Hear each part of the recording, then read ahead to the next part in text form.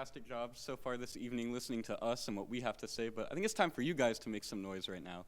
So we're going to go ahead and learn a song. I want to teach it to you. So I'm going to sing through the whole thing right now, and then we're going to get going. And we'll take it part by part, and then we'll sing through it at the end, maybe do something a little bit extra right after that. So it goes like this completely. You're like me, I'll be your tree. Rest on my roots, and I'll sustain your needs. Loving can be hard, but learning is easy.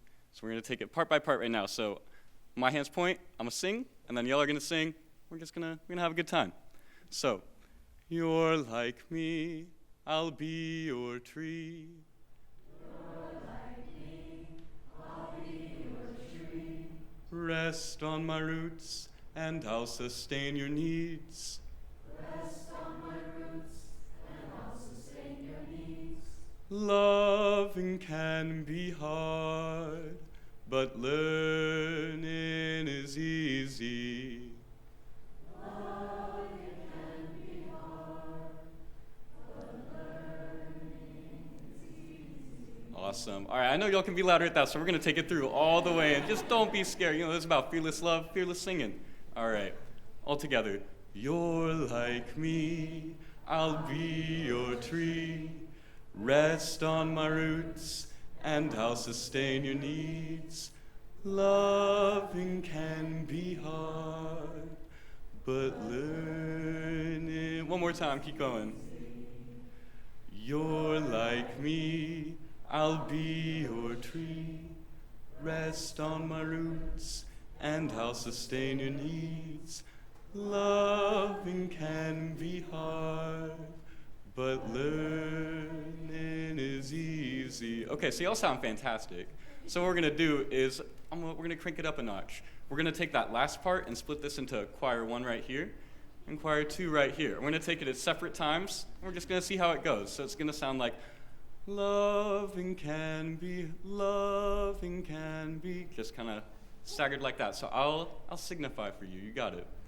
So, loving can be, learning, but learning. Keep going. Loving can be hard, but learning is easy. Awesome. Y'all sound great. So, learning can be easy. Let's learn. So, in 2005, anthropologist David Lorcapen's found toothless jawbone of an early hominid dating back over 1.7 million years ago in Muncie, Georgia. Now, scientists have inferred that this human was living for a number of years without teeth and was being aided in survival by other humans. In spite of a cruel living condition and loss of utility in a competitive natural environment, love and compassion compelled this human's companions to aid them. Bell Hooks wrote that the only sane and satisfactory response to the problem of human existence is love. Existence is uncertain, temporary, and highly chaotic. While receiving love throughout the duration of our time on Earth isn't a complete remedy for our woes, it's certainly a vehicle for growth and a warm, sustaining respite from the chaos. True love is stable, and as Ram Dass said, is entirely unamenable to any inner or outer force. Artistic spaces are like a microcosm of life's most arduous moments. They're ripe with vulnerability, difficult discourse, and high emotions, and in the midst of the chaos that can and will arise in these artistic settings, community is a value to be upheld to the highest degree.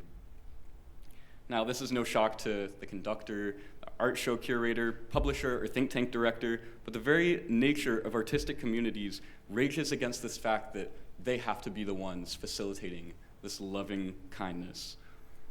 Each part of the whole operation requires equal and equitable collaboration. It necessitates a non-hierarchical breakdown of community elements. The purpose of this talk is to create an intentionally incomplete framework on how fearless love can be practiced and cultivated in artistic communities by everyone. This talk isn't just for our directors. Everybody can lead with love. For this discussion, we'll define an artistic space as anywhere that more than 2 artists, writers, sculptors, painters, musicians, dancers, or thespians gather for any amount of time on a regular basis. You may also be asking yourself right now, what gives me the right to talk about these things? Why is this stylish Gen Z hippie qualified to talk about art making in the context of fearless love? Well, I've been a vocalist since I could vocalize, and I've always had a passion for singing, playing with sound, and inquiring about art in all of its various contexts. I've also been a participant in vocal ensembles from choir to musical theater to more experimental settings for almost 15 years now. I've evolved, like many, from a jaded and moody teenager to a gradually more compassionate soul. But of course, I'm always still learning about love and its intersection with my passion. So before continuing, I would like to thank the following folks for helping me collect information via interviews in the service of creating this talk. A massive warm shout out to Cody Raven Morris, Mark Stewart, and Daniel Arndt for allowing me to chat with them about this topic. And I'd also like to acknowledge Ram Das, Bell Hooks, and Ann Lammett for providing the written knowledge that I've researched for this talk. Finally, thank you to my directors as I've had thus far as a musician who have challenged or molded my beliefs. So another jubilant shout out to Janelle Fort, Rob Phillips, Cody Raven Morris, Tesfa Wanda Maganu, Therese Hibbard, and Anton Armstrong. Now, for this framework to have a frame, we must begin with at least some loose definition of love. We will have two definitions of love, and you're encouraged to meditate on both and decide which is the best approach for your community. Firstly, that love is a verb to do unto others for the nurturing of their spiritual growth. This is a little bit more in line with Bell Hooks' recipe for love. She says that embracing a love ethic means that we utilize all the dimensions of love: care, commitment, trust, responsibility, respect, and knowledge in our everyday lives. And thinking about how this definition might apply to your community, we can look to the sacred, such as church ensembles or anything like that. For many, the process of art making is already a spiritual endeavor in and of itself. Our second definition of love comes from Ram Dass's notion that love is a state of being to preside in, and that acts of love are shown spontaneously. American jazz musician Sidney Bechet once said, "You've got to be in the sun to feel the sun." It's like that way with music, too. We can take this a step further and apply it to love using this definition. Thinking of love in this fashion may be most conducive to an environment where artists spend more time with each other than without, such as a touring ensemble. With this idea, every act becomes an act of love, and thus stills the heart of the artist and proximity of that love, and makes the path to conflict resolution easier. No matter which definition of love you apply to your space, it is necessary to live that ethic as an artist. How will love flow out of you with each note you play, every jury comment that you sign, and every idea that you offer to your community? So, now that we've built a foundation for love, and a basis for love, we can actually get into how to practice love in these artistic spaces. I believe that there are 4 main pillars to guide our practice. The first of these pillars is the garnering of familiarity. The greatest obstruction to the dissemination of love is a lack of awareness. If you aren't aware of how those around you may interact with others, their personal ideals, and how they perceive you, it will only be infinitely more difficult to show love. Not only that, but it is easier for hate and tension to seep into the space between you and your peers. It is because it's hard to hate someone that you truly do know. Familiarity is a pillar for this reason. All it takes sometimes is a brave 20 seconds to introduce yourself to someone, walk up to them with a question in mind already and say, "Boy, Alice, I sure am having trouble reading how our director conducts this passage. How do you feel about it?" You may just walk away from rehearsal with another person you can smile at when you walk in the next day. Maybe eventually you can get to this point with everyone and have a big, stupid grin on your face the entire time you're in community. The illusion of happiness will be there. That's at least for sure. In all seriousness, though, what if that conversation doesn't go too well? If you find yourself unable to make a bond or connection with those all around you, not all is lost. You have, of course, still garnered some familiarity as you settle into your community. You can also surrender into civility. You don't have to like someone to love someone. Don't put too much pressure on yourself to become as close as you can with everyone around you. Just inquire a soft familiarity. Again, 20 brave seconds are all you need to get to know someone and turn that awkward phase of questioning, "Do I look at you and smile or say hi when I see you outside this space?" into a connection more conducive to art making. Once familiarity is built, the second pillar can also be constructed: the acceptance of those around you.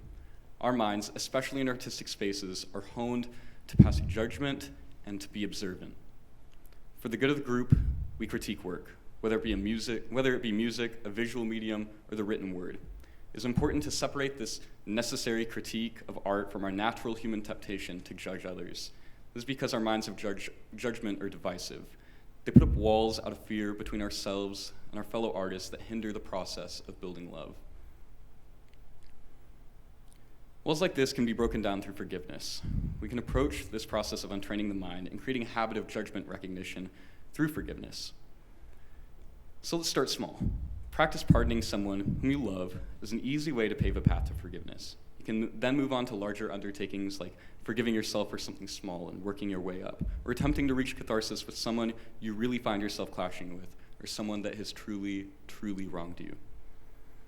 Our devotion to one another in community is sustained and enhanced when we practice forgiveness towards each other and towards ourselves. Eric Butterworth wrote that in life is for loving, that we cannot endure without love, and there is no other way to return to the healing, comforting, harmonizing love than through the total and complete forgiveness. If we want freedom and peace and the experience of love and being loved, we must let go and forgive. In tandem with our two pillars lies our third pillar, the recognition of other artists' vulnerability. As artists, we are constantly giving away little pieces of ourselves to community, receiving judgment both good and bad, and are asked to always be learning. This can take a toll on a person, especially the constant thirst for knowledge. We will fall into cycles where we feel like we're good enough for our community and good enough to share our ideas, but just as often, feelings of inadequacy and anxiety will creep up behind us and snatch our craft right out of our hands. Wonder and curiosity are the flames that keep our lamps lit during those times of vulnerability. I encourage us to continue seeking knowledge. Have no shame in your curiosity, as the arts are already so passion-driven. Ornette Coleman once said that to offer an idea is an act of love, and I am interested in getting people in a room and everybody offering ideas. Stay light and jovial in the dissemination of your ideas. The mere introduction of a question and an answer can inspire wonder in your fellow artists. Another thing to consider is that some artists in your proximity may have faced genuine trauma that orbits them outside their lives as artists. A guiding principle to hold on to in the face of this fact is that love defies categorization. Sometimes when you're trying to bring love into a space that you occupy, you don't even have to say the word love. Sometimes flowery language and in-your-face compassion isn't always the best approach. You must speak a language that is recognizable to your community.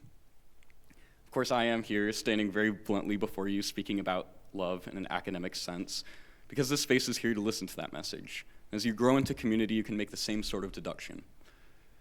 All right, so now that I've talked your ears off extensively about how to give love to others in your community, it's time we talk about making this love sustainable. Let's talk about the fourth and last pillar, how we show up every day ready to love.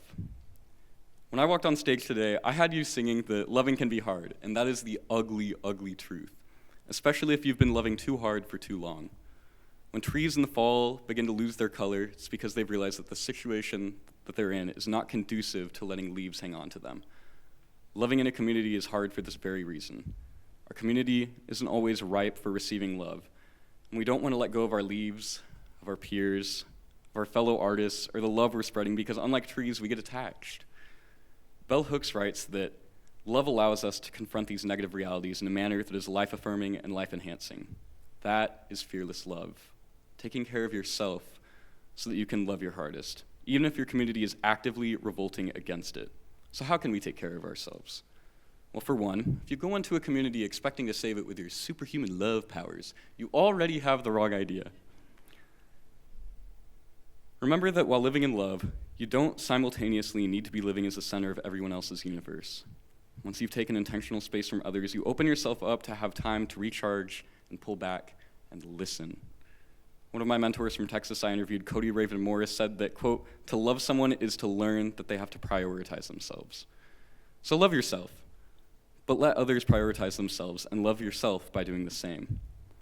As you walk your own path and experience triumph and trial, celebrate the good and take time alone to reflect on the bad, having a routine for self-love will model it to others in your community, although this is not the point for having a routine.